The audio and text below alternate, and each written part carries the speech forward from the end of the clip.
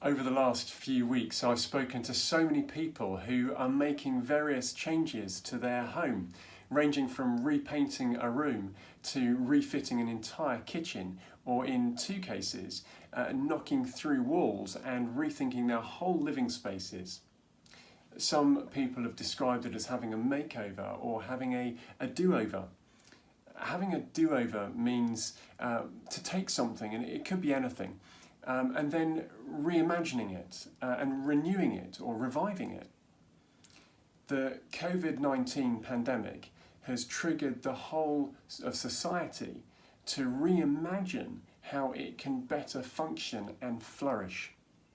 In one recent study, only 9% of those surveyed wanted everything to go back to how it was before COVID-19, while 78% hoped that we would learn from it, and 54% specifically wanted to change something in their own lives as a result of it. The PCC are certain that there's lots of learning for us to take from this time, and there are plenty of questions we need to ask ourselves. And it wouldn't be right to just throw ourselves back into the way we've always done church. We need to ask questions about how we can do church in a way that better reaches the unreached. And we need to ask questions about how we can make the most of the opportunities that we've enjoyed by doing church online. Now, the good news of the Christian message is all about renewal and revival. It always has been. In Isaiah chapter 43, a chapter that points towards the coming of Jesus, the foundation of our faith and centerpiece of salvation, the message is clear. It says this: "Do not fear, for I have redeemed you. I have summoned you by name. You are mine. When you pass through the waters, I will be with you. I am the Lord your God. You are precious and honored in my sight. I love you. I am the Lord, and apart from me there is no Saviour. See, I am doing a new thing. Now it springs up. Do you not perceive it? I am making a way in the wilderness and streams in the wasteland." You can find that in Isaiah chapter 43. Now, most of our neighbours and most of the world are oblivious of the hope, the peace and the joy that revival in Jesus and renewal by his Spirit brings. And there's nothing better for them in this life or the next than to know that revival and renewal for themselves. In every season of life, the church, that is, all those who daily follow after Jesus, are called upon to profess by their lives the faith uniquely revealed in the Bible and led by the Spirit to proclaim it afresh in every generation.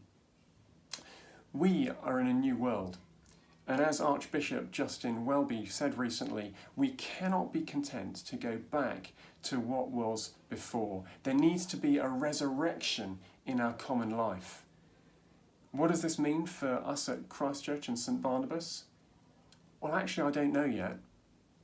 But suffice to say, when we do return to gathering together again as a church, I'm sure there will be differences, and some changes will mean more significant things for some people than for others.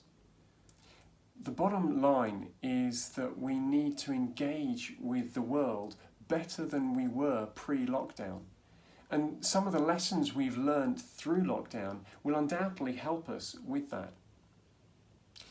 Now, I know that a number of you are asking whether we're going to be returning to in-person public worship soon. After all, the government have said that we can, and the Church of England have now offered some guidelines for how we can do this. In a nutshell, the guidelines require us to be socially distanced, resulting in a maximum of about 30 people in Christchurch and a maximum of about 12 people in St Barnabas. We can't sing together and we can't stick around for refreshments and conversations together. It's more or less a queue up, file in, be spoken to for a bit, file out and go home set of guidelines. Any children and young people that come would need to stay with their parents or their guardians at all times. And younger children, they wouldn't be able to play with any of the things that we might ordinarily have had available for them. In short, much of what we've been missing most from coming together as a church family on Sundays is just not possible under the current guidelines, which, as we're increasingly familiar with, may change at any time.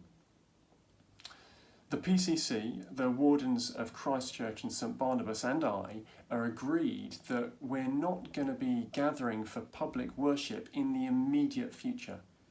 However, we are optimistic that we will be able to gather together in some form or other at some stage in the not too distant future. Returning to the theme of renewal and do-overs, over the coming weeks, a small team, primarily comprising of the Wardens of Christchurch and St Barnabas and the staff team, are doing some blue sky thinking and preparing some ideas on what our return might look like in the light of what we've learned through these months of lockdown.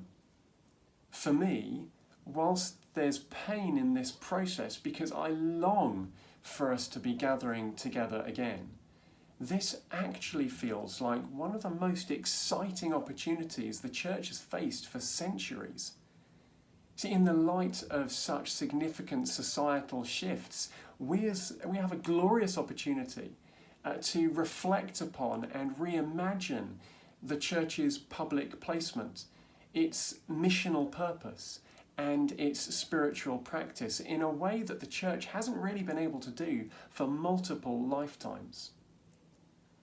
Now, whatever we do and whenever we do it, we want to honour God, honour one another, and honour the lives of those who don't yet know the peace and the hope and the joy of knowing God's love for them in Jesus. So I ask you, would you please be praying for all of those involved in discerning the Lord's leading for our churches at this time, and for the church councils of Christchurch and St Barnabas, as they ultimately make decisions on our behalf and on the behalf of at least the next couple of generations too. Thank you.